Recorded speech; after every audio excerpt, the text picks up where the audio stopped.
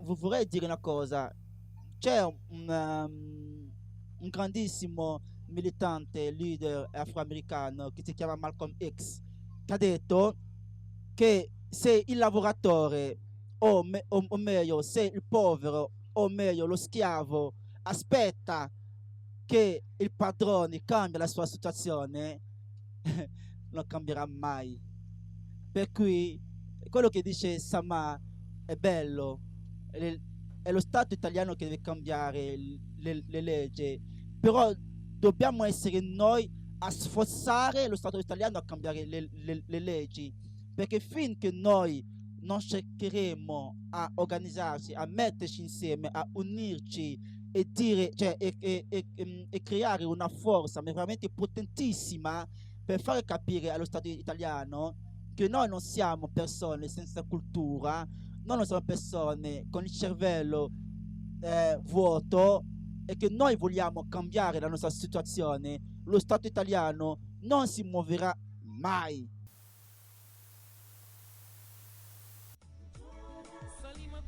Sama, Sì. ho una domanda. Dimmi.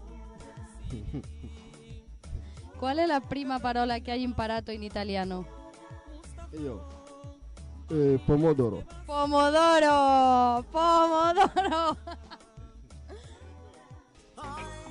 Allora, dove eri quando hai imparato la parola italiano? Dove eri?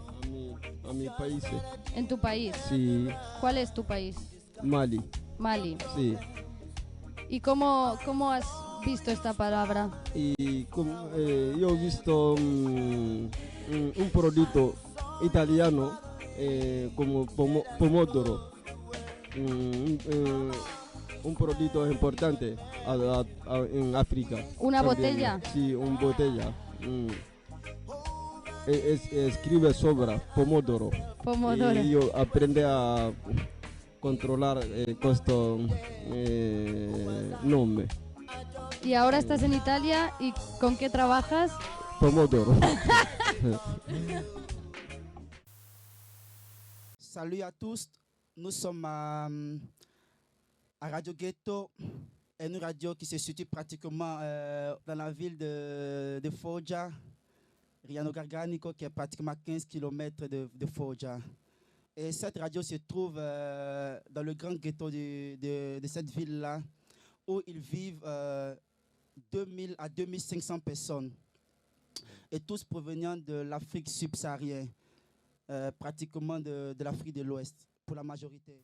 So the video comes out of a collaboration with Radio Ghetto Free Voices, and actually I worked with the broadcast, and together we decided actually how to do this whole work. And Radio Ghetto Free Voices is a project of participated communication that provides a platform to the exploited agricultural workers residing in the Gran Ghetto of Rignano, Garganico.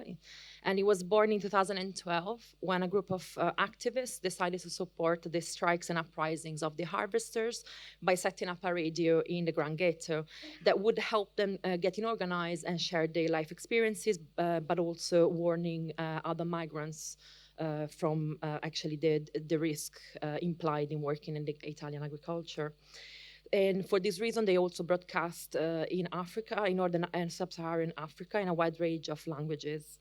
And the radio has been broadcasting every summer, both online and on radio frequencies as pirate radio, and is now run mostly by West African migrants who are former residents of the Gran Ghetto. As the ghetto actually was closed in March 2007 by local authorities, an eviction that claimed actually the life of two men from Mali. Who died in a fire that broke out in the shacks. So, although, the people that were offered to, the inhabitants of the ghetto were offered to be housed in migrants' hosting centers, most harvesters chose to relocate in other shanty towns as their proximity to the fields allowed them to keep working in the fields rather than being entrapped within the centers where they have to rely on governments and handouts, and they basically concealed and trapped in the centers without any activity or work to do. And it's to be noticed that the Italian countryside is punctuated barracks, shanty towns, camping tents, squatted, run-down agricultural buildings and entire abandoned villages, which is where the harvesters reside, actually. And often they move between the different locations depending on the harvest seasons. And this place collectively house actually hundreds of thousands of people, and they like running water, sewages, electricity, and ways to dispose of rubbish.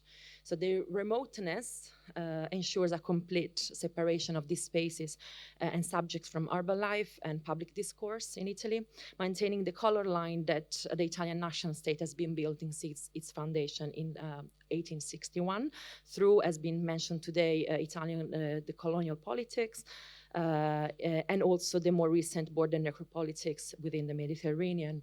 So Eden Merrill defines these places as black spaces, that is, spaces that demarcates the discursive and systemic production of blackness as social erasure and even as social death, while attending to the social life of people from Africa or with African ancestry. Dall'altra parte c'è il problema del lavoro nero. Abbiamo sentito durante il nostro programma che molti di questi lavoratori, il 90% dei lavoratori lavorano in nero. Lavorare in nero significa non avere un contratto di lavoro, quindi significa non avere il permesso di soggiorno, quindi significa diventare, tra virgolette, irregolare sul territorio italiano. Ci sono migliaia di persone qui con il permesso di soggiorno. Vogliono lavorare come tutti i cittadini, vogliono contribuire bene, ma non hanno avuto i contratti. Ci sono tante persone con i documenti irregolari, come io, ho tutti i documenti irregolari, ma quando sono arrivato qui non ho mai avuto un contratto di lavoro. Ho solo avuto un contratto finto che ho rifiutato di firmare.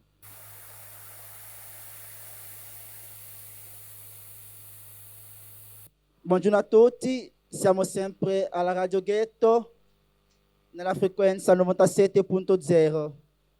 Parleremo della cronaca scritta nella Repubblica del sabato 22 agosto del 2015, che parla dei caporali che rubano 1 miliardo all'anno.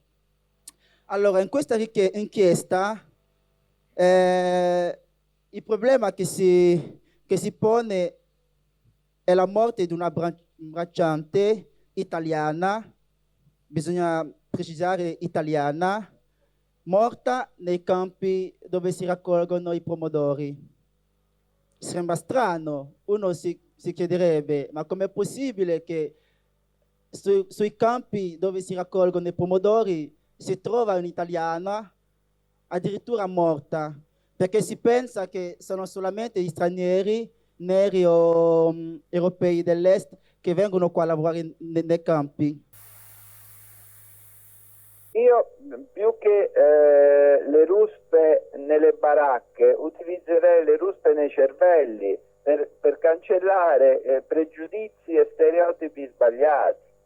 Esatto, appunto lei ha usato il termine ruspare il cervello delle persone, come l'ha ben detto un amico nostro, manca qua in Italia le risorse mentali.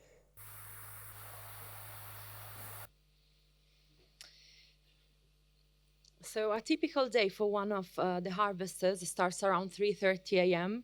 to get ready to meet the Gangmaster who will take them to the fields. They work for about 10 hours under the sun with temperatures reaching over 40 degrees Celsius. And they are often beaten if they work slowly or help each other, and can incur into serious harm if they attempt to leave. Some people have died on the fields, others have gone missing. And the end of the day, if lucky, a tomato picker will earn about 30 euros if he manages to fill 10 crates, each amounting to 300 kilograms of tomatoes, amounting to €1 per 100 kilograms of produce. So the Gangmaster receives the payment for their work from the plantation's owners and keeps a percentage of it, while also charging around 10 euros for transport to the harvesters. The so-called Gangmaster system of exploitation, or caporalato in Italian, in which the tomato pickers are trapped, is a form of modern-day slavery supported by international criminal organizations, which has been on the rise worldwide, and especially also in the global north, and that has become more and more common in Italy since the 1980s, with a 23% rise, just within the last 10 years.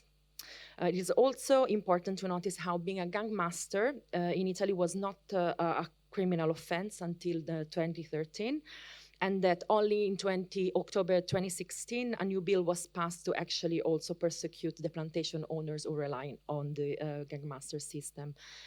So this change was mostly the result of the migrants' uprisings and the collaboration with workers' unions.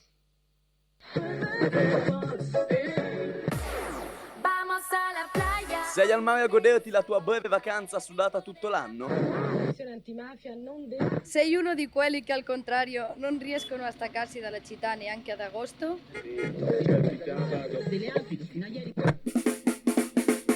Io mi chiamo Marco e il mio estate lo passo al Gran Ghetto a Foggia, dove vivo in baracca per raccogliere pomodoro della tua insalata, della tua ragù. Tra bar, ristoranti e bordelli c'è anche una radio. Radio Ghetto. Se vuoi parlare con noi in diretta, chiama il numero 389 05 09 454. Non ti rispondiamo? Pazienza, magari siamo al lavoro. Richiama 389 05 09 454. E ricorda, se il ghetto ci isola, la radio ci avvicina. Radio Ghetto Voci Libere. Piacevete, Voci Libere.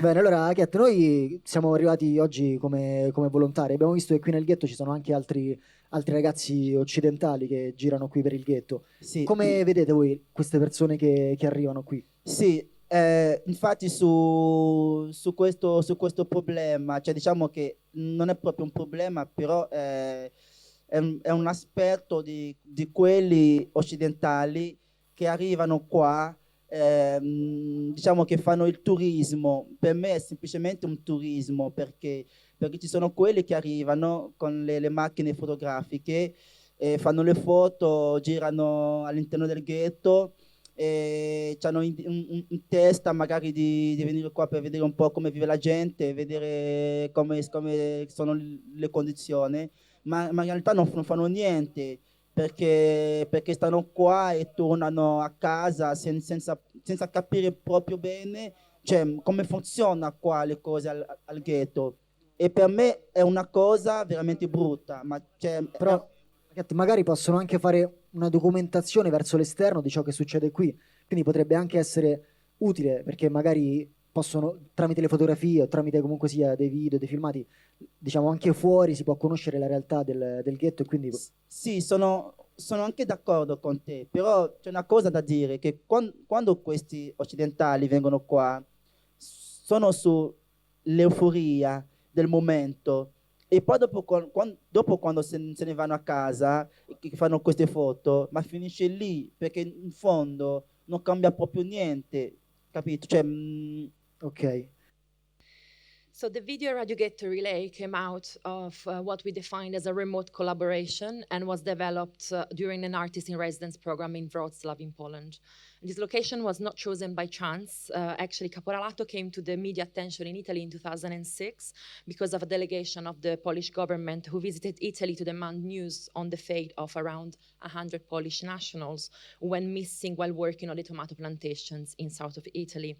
So at the time of the project also, Polish citizens were also exploited regularly in agriculture, especially in the Netherlands and the UK, while many Eastern European migrants were being exploited on Polish soil. So the video was planned with the radio members, and since the beginning of our collaboration, I envision my position within this project as that of a translator.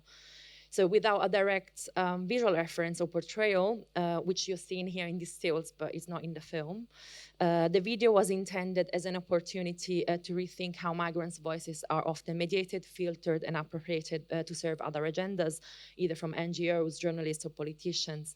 By concentrating on the workers' voice and agency, the video wishes to depart from established canons of representations that tend to victimize and so disempower migrants' experiences. This was actually at the core of the radio's members' wishes, and the only reason why they allow me to work with them. So on the other hand, through Google Earth and Street View, I began a process of inspection of the countryside around the Gran Ghetto. And the rural land appeared devoid of people, actually, and the ghetto proved very, very difficult to find. The only human presence I could find after hours and days, actually, of being on Google Street View were some of the harvesters either cycling, riding mopeds, or waiting by a crossroads, probably waiting for the Gangmaster to take them to work. So to conclude, Radio Ghetto Free Voices has offered a space for the migrants to ask for the change they need and to subvert the passive role oftentimes attributed to them by the Italian media. It also served as a space to reclaim the right to be creative and entertain themselves, either through singing, freestyling, and socializing. That is also a form of resistance to the enslaved status, actually. So through the broadcasts and also through the strikes and protests that they have organized locally, especially last year when 16 migrants actually died on the route to the fields in a van accident, two separate accidents. So the migrant workers are calling for a change to an illicit system of exploitation, which is also beneficial to those Italian citizens who are also similarly exploited in agriculture, which is also a phenomenon on the rise. Thus, the radio can be considered as an act of resistance, but also as a disruptive site in which the very laws of hospitality can be discussed, contested, and renegotiated. So thank you very much.